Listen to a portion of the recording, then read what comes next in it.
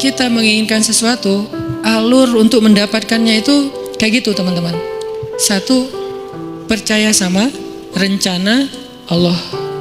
Disebut dengan istikharah, minta pendapat Allah. Istikharah ini dalam konteks pembicaraan kita malam ini bukan sekedar ibadah sholat 2 rakaat. Walaupun secara ritual dia adalah sholat 2 rakaat, tapi secara nilai dia bukan hanya soal sholat 2 rakaat, tapi soal bergantung kepada Allah, minta pendapat Allah, nanya kira-kira menurut Allah gimana nih. Terus Allah jawabnya lewat siapa? Nah, Allah menjawabnya lewat istisyarah.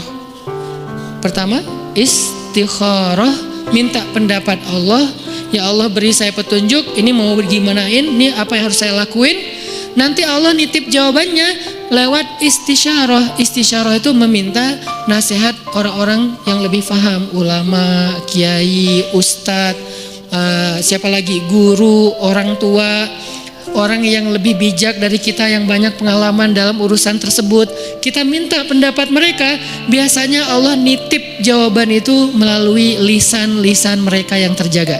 Karena memang Allah mengatakan auliyaullah, wali-wali Allah itu ketika dia sudah dekat dengan Allah, maka Allah menjadi pendengarannya, Allah menjadi penglihatannya. Maksudnya yang dia lihat itu sesuai dengan yang Allah inginkan, yang dia dengar itu hanya yang Allah ridhoi, yang dia ucapkan hanya yang Allah ridhoi. Artinya lisannya, telinganya, matanya udah terjaga, selain pikiran dan hatinya pastinya terjaga. Nah, orang kayak gini tuh utusan Allah setelah Rasulullah SAW dalam wujud ulama, dai, bukan dalam wujud nabi dan rasul, karena tidak ada lagi nabi setelah Rasulullah. Jadi kita kalau mau tahu Allah nitip pesan ke kita, cari tahunya ke ulama. Syekh, Allah nitip pesan gak ke saya? Gitu kalau bahasa santainya ya. Tapi kan gak mungkin kita ngomong gitu ya. Emang lu siapa? Syekh, maksudnya beri saya nasihat.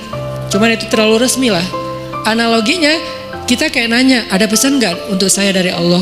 Lewat siapa nanya pesan untuk saya dari Allah? Lewat orang solih yang lisannya terjaga. Biasanya Allah akan titipkan pesan lewat lisan mereka untuk kita.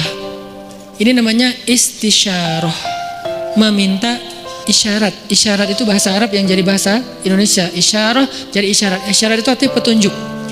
Jadi kalau ada yang ngasih isyarat berarti ngasih petunjuk. Itu arti sebenarnya dari isyarah.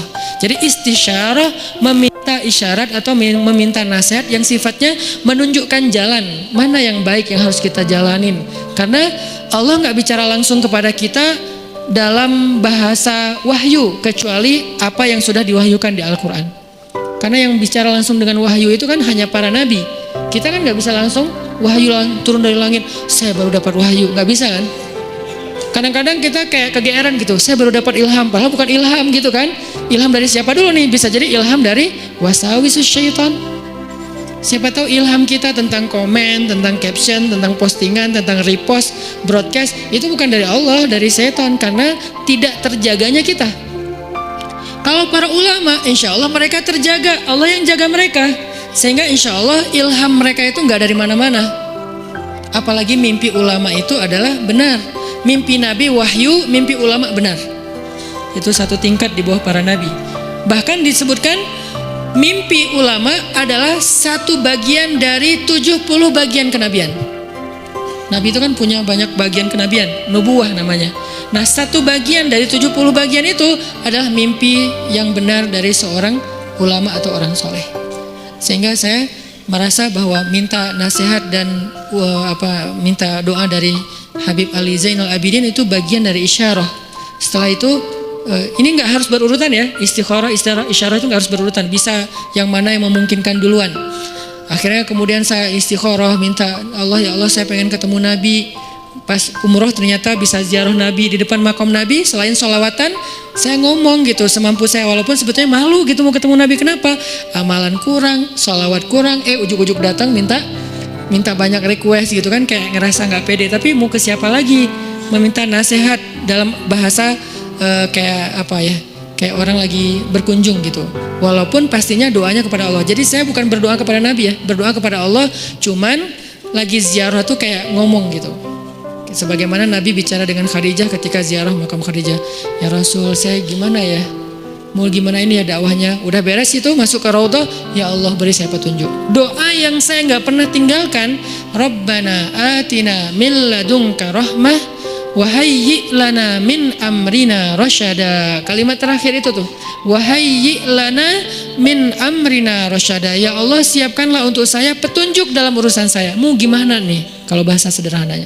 Ternyata Allah beri petunjuk lewat doa tadi para orang soleh, kemudian mimpi, kemudian dapat sebuah kejutan dari Allah yang mungkin sebagian orang ngelihat kejutan ini sebagai sesuatu yang sedih, musibah, ujian. Tapi saya ngelihatnya ini bukan ujian, ini justru jawaban dari doa saya bahwa Allah ingin memberikan celah. Oh gini masuknya, sehingga akhirnya saya merasa bahwa saya mendapatkan apa yang saya minta. Ini sebagai testimoni orang yang pernah mencoba jalur itu ternyata berhasil. Maka coba deh dalam urusan kita. Gimana? Istikharah, istisyarah, istifta. Apa itu istifta? Istifta dari kata fatwa. Bahasa Arab kalau ada ista, alif sinta, itu artinya meminta. Apaan minta apa gitu. Ini kode gitu. Jadi kalau dalam grammar bahasa Arab ada alif sin ta, itu artinya meminta. Jadi kalau istisyarah meminta isyarah, istikharah meminta khiyarah, istifta meminta fatwa. Jadi minta fatwa. Minta fatwa itu mana? Halal haram, benar salah, hak batil, mana yang harus saya pilih. Nah, itu namanya istifta. Sehingga datangnya harus kepada ulama. Kalau istisyarah boleh ulama, boleh orang bijak, boleh orang tua, boleh orang soleh yang ahli ibadah gitu kan. Bisa jadi ahli ibadah itu teman kita sendiri atau siapapun yang kita kenal. Tapi kalau istifta harus ulama.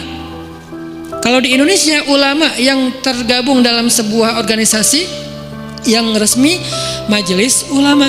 Itu yang masalah istifta. Dan yang keempat, ini yang paling penting, istiqomah. Apa arti istiqomah? Banyak orang mengartikan istiqomah itu terus menerus. Bukan, itu namanya dawam. Kalau kita sholat tahajud setiap malam selama setahun, namanya dawam dengan tahajud. Disebut orang yang qawwam. Kalau sekali doang, qaim. Kalau kita puasa setiap Senin Kamis selama bertahun-tahun, namanya dawam, berpuasa. Disebut dengan shawwam. Kalau sekali doang, shaim. Kalau cewek, shaimah. Nih, berarti so'imah ini puasa cowok, puasa cewek, so'imah. Kalau udah sering, sawam, sawamah. Kalau qiyam, qaimah. Kalau udah sering, qawwamah. Itu dalam bahasa Arabnya. Nah, itu namanya dawam, terus-terusan, daimun gitu kan. Mereka selalu dawam. Tapi kalau istiqomah artinya bukan konsisten. Dawam itu kan konsisten. Kalau istiqomah itu komitmen. Apa bedanya? Kalau komitmen itu tetap on the track apapun yang terjadi, itu namanya istiqomah. Gak mau keluar dari garisnya, gak mau keluar dari fisabilillah, gak mau keluar dari syariat dengan batasan syariat yang luas pastinya. Jangan sampai kita menuduh orang udah keluar dari batasan syariat padahal batasan kita sempit. Bisa jadi dia gak keluar, cuman batasan kita yang sempit. Harusnya syariat itu luas. Keluasan syariat tergantung wawasan Islam kita. Ada yang mengatakan, itu gak boleh, padahal boleh. Kenapa dia bilang gak boleh? Karena mungkin dia baru tahu satu dalil. Itu haram, padahal makruh. Itu makruh, padahal mubah gitu kan. Nah intinya, kalau kita gak keluar dari batasan syariat, apapun kejadiannya, kita disebut orang-orang yang istiqomah. Komitmen dengan Islam. Kalau komitmen, Allah pasti bantu. Innal ladzina qalu rabbunallah tsumma istaqamu, Allah bantu apa? Tatanazzalu alaihil malaikah, malaikat turun. Kemudian Allah menolongnya, Allah menjauhkannya dari musuh. Nah ini 4 cara untuk sampai kepada kebaikan yang kita harapin. 1, minta pendapat Allah. 2, minta pendapat orang bijak. 3, minta pendapat ulama. 4, kalau udah tahu dari 3 itu ilham, kemudian isyarah, kemudian fatwa, maka fastaqim. Fastaqim, tetaplah di situ, jangan melenceng walaupun sekedar mata ataupun perasaan. Apalagi sampai kaki kita melenceng, walaupun sekedar mata aja atau perasaan. Rabbana la tuzigh qulubana. Ya Allah, jangan biarkan hati kami tergelincir. Ya muqallibal qulub, tsabbit qulubana. Allahumma habib ilainal iman. Jadi kita minta, kalau kayak gini insya Allah teman-teman gak usah khawatir. Bilang ke mereka, kata Allah, Allah takhafu, janganlah kalian takut karena Allah bersama dengan kalian.